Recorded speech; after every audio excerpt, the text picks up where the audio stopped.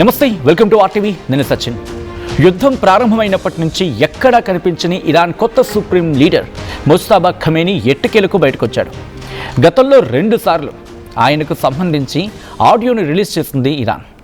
ఈసారి మాత్రం ఏకంగా ముజ్తబాకు చెందిన వీడియో బయటకొచ్చింది. అంతేకాదు బయట నుంచి నేరుగా ఆయన వార్ రూమ్లోకి వెళ్లారు. ఆయన్ను చూసిన సైనిక అధికారులు కుర్చీ నుంచి పైకి లేచి నిలబడ్డారు. కమాండ్ సెంటర్లో ఇజ్రాయెల్ డిమోనా అణుస్థావరం మ్యాప్తో ముజ్తబా ఖమేనీ తొలిసారిగా ప్రత్యక్షమయ్యారు.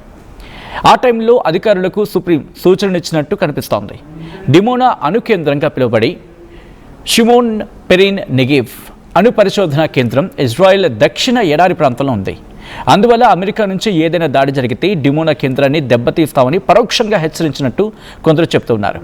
ఇక అదే టైంలో అధికారులకు సుప్రీం సూచనలు ఇస్తున్నట్టు కనిపిస్తూ ఉంది. మార్చిలో డిమోనా అణు కర్మాగారం సమీపంలో ఇరాన్ క్షిపణి దాడి చేసింది. దీనిపై అంతర్జాతీయ అణుశక్తి సంస్థ అంటే IAEA international atomic energy agency హెచ్చరిక జారీ చేసింది. కానీ అణు పరిశోధనా కేంద్రానికి నష్టం వాటిల్లినట్లు ఎక్కడ ఎలాంటి సూచనలు లేవు. అణు సౌకర్యాల విషయంలో పాటించాలని చెప్పి కోరడం జరిగింది.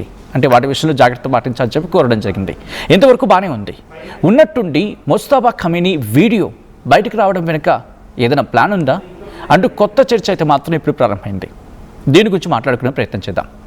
GBX ప్రెస్ అనే ఎక్స్ హ్యాండిల్ ఇరాన్ నుంచి విడుదల చేసినట్టు తెలుస్తోంది.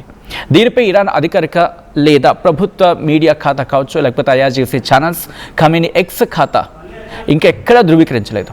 కనిపిస్తున్న ఈ వీడియో 100% AI ద్వారా రూపొందించబడిందని చెప్పి గ్రూప్ చెప్తూ ఉంది.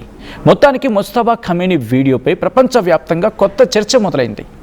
చూడాలి మరి దీనిపై ఇరాన్ ఎలా రియాక్ట్ అవుతుందనేది.